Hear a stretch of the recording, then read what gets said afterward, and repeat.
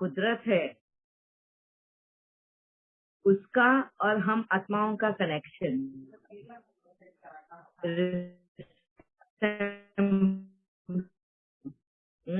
कि कितने हम दोनों में, किसमें, एक आत्मा में और कुदरत में। अभी तक हमने वो 5 एलिमेंट्स के ऊपर डिस्कस किया कि 5 एलिमेंट्स की खूबियां क्या है, उनकी अपनी आइडेंटिटी क्या है, और किस तरह वो हम आत्माओं के साथ में जुड़ती है स्वभाव के हिसाब से। अभी कल परसों के सेशन में हमने कुदरती नियम के बारे में डिस्कस किया था। कुदरती नियम याद है सबको? 7 नियम हमने डिस्कस किए। हाँ, हाथ ऊपर करना है जिनको जिनको याद है। हाँ, इतने जल्दी भूल गए सब लोग? चलो आज फिर से हम रिवाइज करते हैं। कुदरती नियम क्या है? पहला, जो पहली पहल करता है कोई भी कार्य के लिए, गलती हो या कोई भी कार्य हो, जो पहली पहल करता है उसी को उसका फल मिलता है। अगर समझो पहली गलती उसने की है तो सजा भी उसको मिलेगी, पहला अच्छा कर्म भी उसने किया है तो फल भी उसको मिलेगा।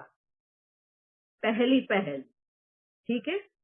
दूसरा, अगर पहला वाला इंसान अगर गलत कर रहा है या गलत दिखावा हो रहा है और उसको कोई और इंसान फॉलो करता है, कोई और आत्मा फॉलो करती, तो जो खामियाना भुगतना पड़ता है वो सबसे ज्यादा पहले वाले को। ये सेकंड वाला, ये थर्ड, कल्याणकारी whatever happens कल्याणकारी। हाँ, कल्याण, हर वक्त कल्याण समाया हुआ है। हर कार्य में, हर एक्टिविटी में यहाँ पे कुछ भी अकल्याण नहीं होता। कुदरत के नियम में अकल्याण करके कुछ है ही नहीं, ये डिक्शनरी में है ही नहीं शब्द कुदरत की। इसमें मदर नेचर में वेस्ट करके कुछ भी नहीं होता। वेस्टेज है, हम बोलते हैं ना, अरे ये तो वेस्ट है, ये वेस्ट है। कुदरत में वेस्ट करके भी कोई चीज नहीं होती, ठीक है। और जो कार्य शुरू करते हैं, you should stay in present, you can't study others mind for yes, मतलब कि उसको ना भूतकाल याद रहेगा, मतलब अपने पहला जन्म याद रहेगा, ना ही उसको भविष्य काल, फ्यूचर के बारे में कभी मालूम पड़ेगा। ये भी कुदरती नियम है। उसको हमेशा उसके प्रेजेंट लाइफ में जीना है। No past life, no future life, only in present. वो उसी दायरे में बंधा हुआ है, ठीक है। और फिर शुरू की जो जर्नी स्टार्ट करी है उसी को वो जर्नी एंड भी करनी है। अगर समझो फॉर एग्जाम्पल मैंने अगर सब्जी काटने को ली है तो वो सब्जी काटने का काम भी पूरा मेरे को ही करना है, अधूरे में मैं छोड़ नहीं सकती। अगर फैन मैंने चालू किया है तो बटन मैंने ही बंद करना है, अधूरा काम कर नहीं सकती, ठीक है। ये एक है और कुदरती नियम। और हो गए शायद ना, हमने पूरे कर लिए। वनस्पति या ना, ये तो बैलेंस करने का है। हाँ, अभी ये कुदरती नियम जो है, दूसरे के मन को नहीं पढ़ सकते। assumptions not allowed। नहीं, ये और एक कुदरती नियम है। दीदी एक काया, एक और था काया के अंदर दूसरी काया नहीं आ, एक और आत्मा दूसरी आत्मा प्रवेश नहीं करती। Yes, very nice. सबसे पहले तो हम ये बोलेंगे, हमको कुदरत ने आवाज दी है, बोलने की, ये ऑर्गन दिया है, तो हमको उसको यूज करना है। जो चीज हमें कुदरत ने नहीं दी उसका यूज नहीं करना। जैसे किसी के दिल की बात पढ़ने की कोशिश, किसी का दिमाग पढ़ने की कोशिश, वो करके हम जो अजम्पशंस करते हैं ना, वो कुदरत बिल्कुल भी स्वीकार नहीं करती। ये अगेंस्ट लॉ है। हम बोलते हैं अरे वो ऐसा सोचता होगा, वो ऐसा बोलता होगा, मेरे बारे में ऐसा करता होगा। ये जो हम बात करते हैं ना, वो कुदरती नियम के खिलाफ है, ठीक है। और परकाया प्रवेश, कोई भी आत्मा किसी और का शरीर में प्रवेश नहीं कर सकती। ये भी कुदरती नियम है। अच्छा, इन नियमों को भी बैलेंस करना पड़ता है ना। ये नियम अगर बने हैं, इसको भी बैलेंस करना होता है। तो क्यों करना होता है? क्योंकि इसमें भी कोई ना कोई लूप होल निकल जाता है, और वो लूप होल नहीं हो, कोई भी आत्मा के साथ में ना इंसाफी ना हो, इन सातों लॉ को क्यूमुलेटिव कर एक और लॉ उनके ऊपर बिठा दिया है। उनका बाप, सब लॉ का बाप, गुरु, वो है लॉ ऑफ कर्मा। क्या है वो? Law of Karma. और लॉ ऑफ कर्मा क्या बोलता है? इसमें कोई भी जो कर्म करेगा उसको उसका फल मिलेगा, फिर वो कैसा भी कर्म हो। समझो मेरे को कोई गालियां दे रहा है, ठीक है, वो गाली अगर दे रहा है तो वो कर्म, गाली देने का कर्म वो कर रहा है तो उसका फल उसको मिलेगा। मगर अगर वो सुनने का कर्म मैंने किया और वो सुनकर मैंने अपने संकल्प चलाए, तो वो सुनने का काम अगर मैंने किया तो उसका भी फल मुझे मिलेगा। मैं अपसेट हो जाऊंगी, वो संकल्प चलाऊंगी तो मेरा बीपी बढ़ जाएगा, तो ये कर्म का फल मुझे मिलेगा। तो ये जो लॉ ऑफ कर्म है, ये सबके लिए इक्वल है। जो जैसा कर्म करे उसको वैसा फल मिले। ये सातों लॉज को कंट्रोल करने के लिए ये लॉ ऑफ कर्म है। ऐसे ही सेम इन 5 एलिमेंट्स का 5 एलिमेंट्स अपनी अपनी जगह पे काम करते हैं, इंडिपेंडेंट है, और उनकी खासियत भी है। वह इन 5 एलिमेंट्स जब एक साथ में वो भी अपने मर्यादा से बाहर ना हो, वो भी अपनी मर्यादाएं ना तोड़े, इसलिए वो पांचों का सहयोग मिलाकर एक चीज बनी, वो है वनस्पति। वनस्पति जो है वो इन पांचों तत्वों को, 5 एलिमेंट्स को कंट्रोल करती है। साइकिल में वो अपने उसी साइकिल में चले, उसके लिए ये वनस्पति हेल्प करती है। पानी है, गर्मी है, धूप, छाव, हवा, ये सबको कंट्रोल करने का काम वनस्पति करती है। ऐसे ही जैसे हमारे लिए लॉ ऑफ कर्मा बना हुआ है कंट्रोल करने के लिए। क्लियर है अभी तक? अभी हम आगे बढ़ते हैं।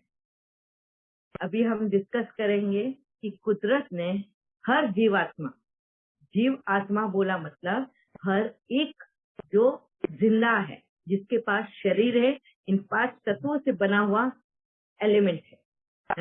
इन 5 एलिमेंट से बना हुआ बॉडी है, इसको कहते हैं प्रकृति, कुदरती शरीर। तो हर एक जीवात्मा मतलब वहां पे उसमें सारे कीटाणु भी आ जाते हैं, बैक्टीरिया भी आते हैं, बैक्टीरिया भी जीवाणु में गिना जाता है, ठीक है। उसमें पशु पक्षी मतलब एनिमल्स, बर्ड, रेप्टाइल्स, हर टाइप का इंसेक्ट, और ह्यूमन बींग्स, ये सब जीवाणु, लिविंग बींग, जीवाणु यानी लिविंग बींग इसमें आते हैं। और ये सब इस law of nature and law of Karma में बंधे हुए हैं। और एक है लॉ ऑफ कर्मा का, नहीं सॉरी, लॉ ऑफ नेचर का है, जो जन्म लेगा वो खत्म होगा, जो क्रिएट होगा वो डिस्ट्रक्ट होगा ही। ट्रांसफॉर्मेशन इज परिवर्तन बोलते हैं उसको। परिवर्तन जो है ये कुदरती नियम है, ये कभी भी स्टेगनेंट नहीं हो सकता। जैसे सूरज अगर निकला है तो उसको डूबना ही है, डे अगर हुआ है तो नाइट भी होनी ही है, ये लिखित है, इसमें चेंज नहीं हो सकता, ठीक है। ये भी एक लॉ है, याद रखना, कुदरती नियम है। ऐसे ही जब हमारे पास सुख होता है तो सुख भी दुख में बदलेगा और दुख भी सुख में बदलेगा। कभी इसके बाबा एक मुरली में बात बोलता है, आज का राजा कल का रंग, आज का रंग कल का राजा, है ना। ये साइकिल है, हर वक्त हम कभी ऊपर कभी नीचे। वो बाजोली का खेल के भी बारे में बाबा बोलता है ना, बाजोली का खेल ऊपर नीचे होते रहते हैं। गेम में कभी पर्दा किसी का भारी तो कभी किसी का भारी। एक कहावत भी है हिंदी में, क्या बोलते हैं, एक दिन कुत्ते का या एक दिन ऐसे कुछ तो भी है, एक दिन कुत्ते का, ऐसा ही कुछ तो भी मेरे को इतना बराबर याद नहीं है, मगर ऐसा कि हर एक का अपना एक दिन होता है। तो ये क्यों होता है, ये क्यों कुदरत बोलती है ऐसा हर एक का एक दिन होएगा, ताकि हमारे में गुरूर, घमंड, गुर्मी, अहंकार ये चीजें नहीं आए। जब हमारा पलड़ा भारी हो, हम ये ना भूले कभी कि हम भी कभी नीचे जा सकते हैं, वो वक्त भी हमारा आने वाला है। तो इस वजह से जब हम ऊपर होते हैं तो हमारे में वो गुरूर, वो घमंड, वो अहंकार वो नहीं होना चाहिए। तो इसको बैलेंस करने के लिए कुदरत ने ये नियम रखा है, वो है ट्रांसफॉर्मेशन का, परिवर्तन का। या परिवर्तन यानी चेंज, ट्रांसफॉर्मेशन, हमेशा चेंज होगा। ठीक है, ये भी एक नियम है कंट्रोल करने के लिए इंसानों की फितरत को, इंसानों की संस्कारों को कंट्रोल करने के लिए। सिर्फ इंसान ही नहीं, इसमें सारे लिविंग बीइंग्स आएंगे। ठीक है, और ये भी कुदरती नियम में लिख लेना, ये 8वां हो जाएगा परिवर्तन का। ये हमने साथ में गिना था, याद नहीं मुझे। ठीक है, नहीं गिना दीदी, लो नहीं ऑफ गिना था ना? चेंज के लिए हाँ, क्रिएशन एंड डिस्ट्रक्शन भी नहीं गिना था ना? नहीं। हाँ, तो ये भी लिख लेना। जो क्रिएट होगा वो 100% खत्म होगा। जैसे ये 5 तत्व मिलके वनस्पति को क्रिएट करते हैं, तो उसको भी खत्म होना ही है। ऐसे नहीं ना कि वो अमर बन जाएगी, नहीं। और भले ही निस्वार्थ भाव से सबकी सेवा करती है, वह उसको भी एक दिन त्यागना ही पड़ता है। तभी दूसरे को जगह मिलती है। ये परिवर्तन जो है ना, ये बहुत बहुत इम्पोर्टेंट है, याद रखना हमेशा। एक गुरूर, घमंड, अहंकार नहीं आता। दूसरा, हम कोई भी चीज से अटैच्ड नहीं होते, वो चीजों को हम पकड़ कर नहीं रखते। जब हम ये परिवर्तन, ट्रांसफॉर्मेशन जब हम भूल जाते हैं ना, तो हम चीजों को पकड़ कर रखने की कोशिश करते हैं। बहुत बार ये डिप्रेशन का वजह क्या होता है, ये परिवर्तन का हमें याद नहीं रहता है ना, वो वजह से। जैसे जब मैं यूथ हूँ, यंग हूँ, मैं बहुत ब्यूटीफुल दिखती थी। और जैसे ही मैं मिडिल एज में आई, मिडिल एज से ओल्ड एज में आई, तो मेरा ये जो ब्यूटी है वो कम हो गया, वो और ढलते गया। तो मेरे को मेरे वो जवानी के, वो यंग होने के दिन याद आते हैं। अब मेरे दांत टूट गए, झुर्रियां आ गई, थोड़ा ये, तो वो मेरे को वो पकड़ कर रखने का मन किया मेरे को कि मेरा यूथ मुझे पकड़ के रखना है, मेरे को बुरा नहीं होना है। तो इसके लिए मैं कॉस्मेटिक सर्जरी करूँ, ये करूँ, वो करूँ। So I was going against nature, है ना। नेचर के अगेंस्ट जाने का मुझे क्या हो गया, तकलीफ हो रही है।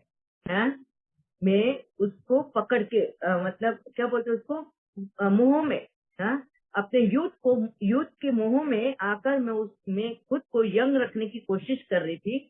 वो नेचर के अगेंस्ट में जाने की वजह से आज यही मुझे दर्द दे रहा है। जब जब मैं अपने आप को आईने में देखती हूँ और मुझे मेरा पुराना चेहरा याद आता है, जब मैं कॉलेज में थी कितनी ब्यूटीफुल लग रही थी, कैसे मेरे बाल थे, और अब मैं कैसी हो गई।